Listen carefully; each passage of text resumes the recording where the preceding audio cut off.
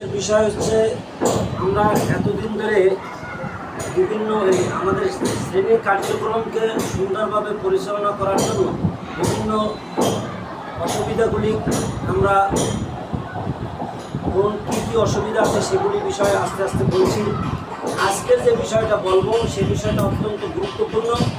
সেটা শুধু শিক্ষকদের বা ছাত্রছাত্রীদের মধ্যে না, মানুষের মধ্যেই এই বিষয়গুলি, এই বিরোধগুলি থাকে। যেমন ধরেন, পৃথিবীতে সবচেয়ে বেশি মানুষের বিরোধ বাজে ধর্ম নিয়ে। ধর্মে ধর্মে যুদ্ধ হয়ে যত মানুষ মৃত্যু হয়েছে, দেশে দেশে বিশ্বযুদ্ধ বা যে কোনো কারণে এত মানুষ মারা যায় নাই। যত মানুষ মারা গেছে ধর্মের কারণে, মতবাদের কারণে। সেক্ষেত্রে আপনাদের ক্লাসের শ্রেণীকক্ষে বা ছাত্রছাত্রী পড়াতে গেলে শিক্ষক ছাত্রছাত্রী, এই এলাকার মানুষ অথবা অভিভাবক, আপনাদের এই যে দ্বন্দ্বটা মানুষের মধ্যে আছে, আমাদের মধ্যেও আছে, সবার মধ্যেই এটা বিরাজমান। এইটাকে কিভাবে এটা বজায় থাকবে, কতটুকু আমাদের শিক্ষার দায়িত্ব কর্তব্য, কীভাবে এটা কাজ করা যাবে, এটা বুঝতে হবে। হিন্দুদের ভিতরে দেখেন হিন্দু মুসলমান সংঘাত, তারপর আবার ধরেন হিন্দুরা সংঘাত। আমি এটা এক একটা বিষয় বুঝাইতে গেলে 3-4 ঘন্টা লাগে।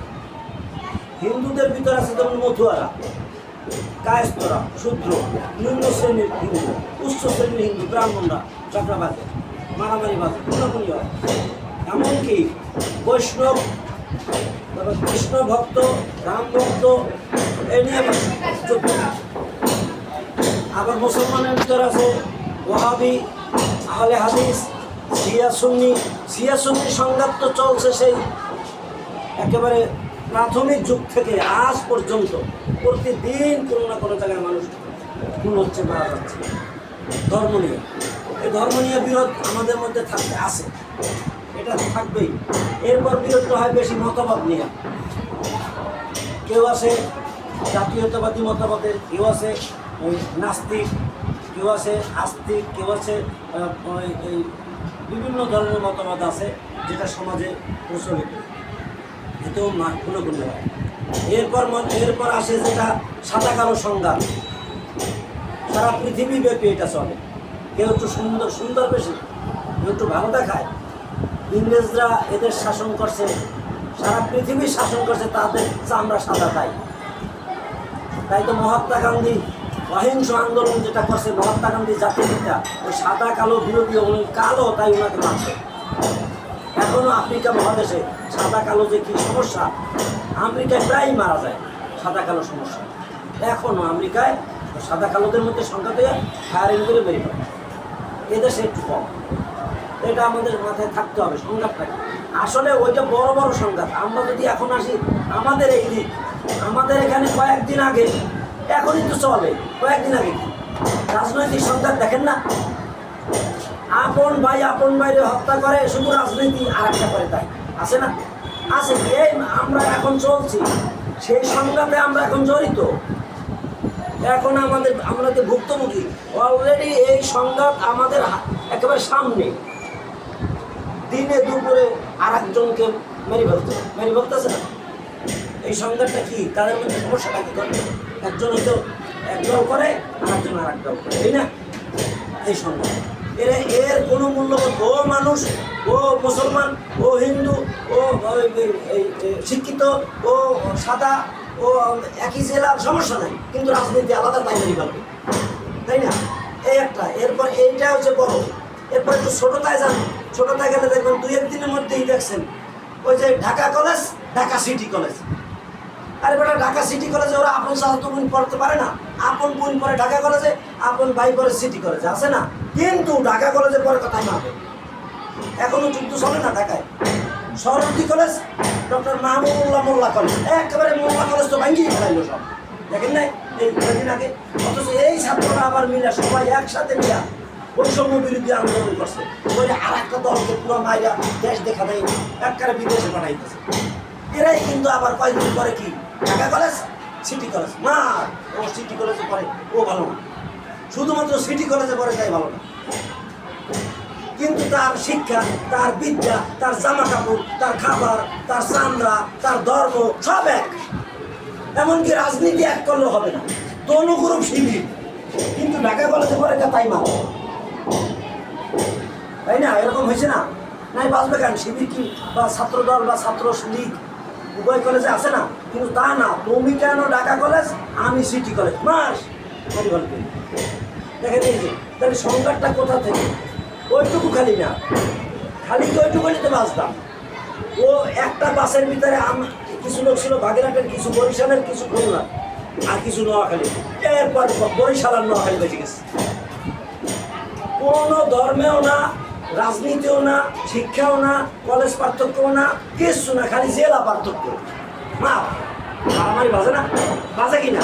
দেখেন কোনো আদর্শ লাগবে না, খালি নোয়াখালী কেন, বরিশাল এরকম মার, এরকম মারিয়ে মরছে না মানুষ, মৃত্যু হয়েছে কি না?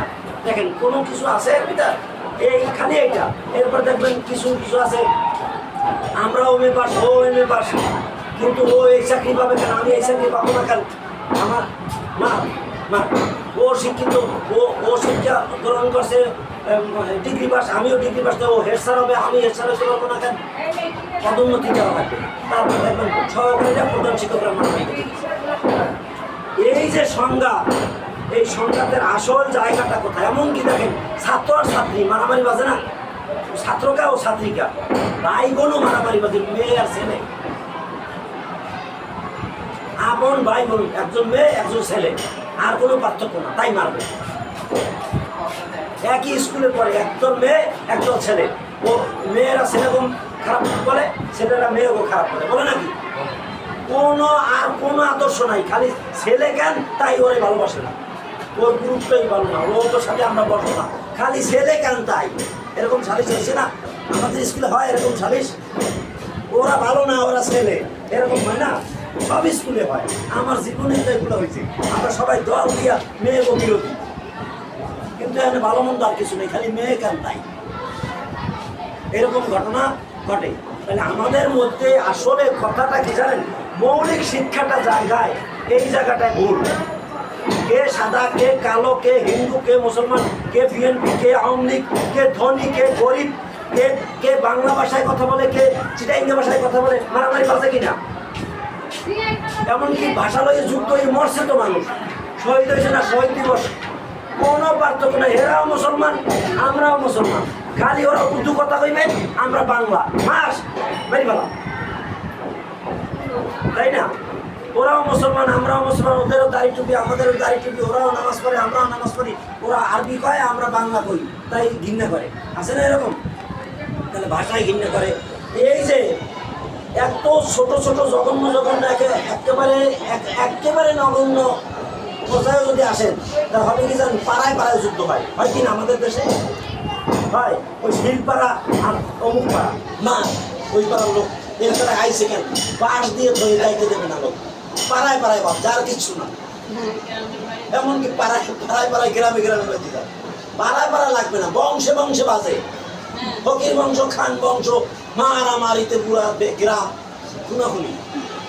এই যে ঘটনা, এইগুলি থেকে মুক্ত হওয়ার জন্য আমাদের এগুলো জানতে হবে, বুঝতে হবে, এবং এ থেকে মুক্ত হওয়ার জন্য আসল পদ্ধতি আছে, শিক্ষা আছে, মূল্যবোধ, এই ইথিক্স অ্যান্ড ভ্যালুস আমাদের মাথায় রাখতে হবে। তারপর আমাদেরকে ক্লাস নিতে হবে। সবাইকে ধন্যবাদ।